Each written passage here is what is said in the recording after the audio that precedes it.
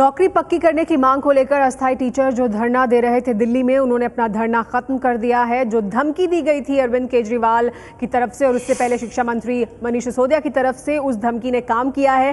कहा यह गया था कि अगर काम पर नहीं लौटे हैं तो जो नौकरी है वो खत्म हो सकती है, किसी और को वहां रखा जा सकता है। तुरंत मांग मानने से मुख्यमंत्री ने इनकार कर दिया था। दिल्ली के कॉन्ट्रैक्ट टीचरों का आंदोलन खत्म हो गया है। मनीष सिसोदिया ने इस तरह की पहले धमकी दी थी और उसके बाद खुद दिल्ली के मुख्यमंत्री अरविंद केजरीवाल ने भी आज यही कहा। तो पक्की नौकरी की मांग कर रहे थे ये कॉन्ट्रैक्ट टीचर, अस्थायी टीचर दिल्ली में, और अस्थायी शिक्षकों की जो ये मांग थी उसको लेकर उनका धरना प्रदर्शन चल रहा था जो अब खत्म हो गया। इस पर और ज्यादा जानकारी के लिए बात करते हैं। एबीपी न्यूज संवाददाता प्रफुल्ल हमारे साथ जुड़ गए हैं।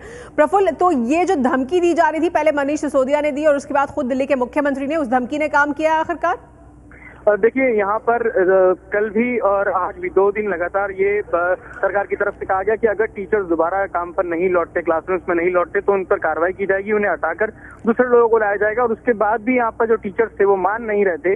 तो आज खुद मनीष सिसोदिया बाहर आए और उन्होंने यहाँ पर टीचर्स से बात की और उन्हें ये बताया कि एक बोर्ड का गठन किया गया है जो उस बोर्ड के रिपोर्ट के आधार पर ही होगा और तब तक उन्हें, जो कि इनका कॉन्ट्रैक्ट है 10 महीने का, वो खत्म होने के बाद भी उन्हें कंटिन्यू किया जाएगा। तो उसके बाद कुछ हद तक यहाँ पर टीचर संतुष्ट है। उनका कहना है कि उनसे लिखित में टीचर्स को ये दिया गया है बात। इसके बाद टीचर्स ने कहा है कि वो काम पर दोबारा लौटेंगे, लेकिन अगर जैसा कि बोर्ड के रिपोर्ट आएगी उसके अगर आधार पर काम नहीं हुआ तो वो दोबारा इस तरह के अनशन पर बैठेंगे।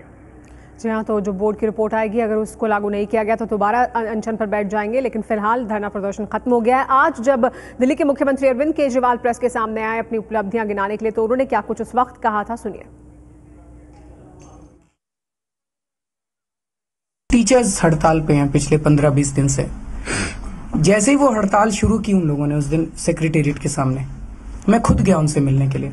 मुझे नहीं लगता आज तक कभी ऐसा हुआ कि मुख्यमंत्री 200 लोग धरने पे बैठे और मुख्यमंत्री खुद उठ के लोगों से मिलने के लिए जाए।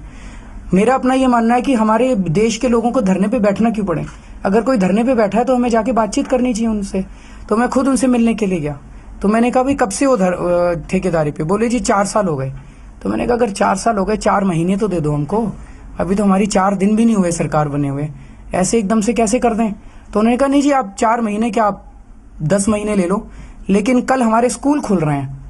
तो जब स्कूल खुलेंगे, कल हम स्कूलों में जाएंगे तो कुछ टीचर्स की प्रमोशन हो गई होगी और जिनकी प्रमोशन हो गई होगी उतने हमारे ठेकेदारी वालों को निकाल दिया जाएगा।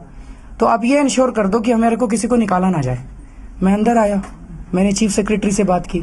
चीफ सेक्रेटरी ने कहा जी ऐसे बहुत कम लोग होंगे जिनको निकाला जाएगा, आप एश्योर कर दीजिए कि हम किसी को नहीं निकालेंगे। मैंने मैसेज भिजवा दिया कि भाई हम किसी को नहीं निकालेंगे, आप चिंता मत करो, कल आप लोग जाओ। वो फिर भी नहीं उठे। फिर मैंने उनसे पूछा भाई अब क्या हुआ? तो पता चला वो कह रहे जी हमारा ये वाला कॉन्ट्रैक्ट जो है वो 10 मई को खत्म हो रहा है, आप ये ऑर्डर पास करो कि 10 मई के बाद ही एक्सटेंड रहेगा। ठीक है, तो वो कॉन्ट्रैक्ट वाला जो हमने कमेटी बनाई है, उस कमेटी की टर्म्स एंड कंडीशंस में लिखा है कि जब तक इस कमेटी की सिफारिशों को लागू नहीं कर दिया जाएगा तब तक किसी भी ठेके पे काम करने वाले को निकाला नहीं जाएगा। वो फिर भी नहीं उठे। अब क्या हो गया? तो अब वो कह रहे नहीं जी अभी पक्का करो। तो अब तो पक्का नहीं हो सकता जी, 24 घंटे में तो पक्का नहीं हो सकता। सुप्रीम कोर्ट के ऑर्डर्स हैं और बहुत सारे ऑर्डर्स हैं।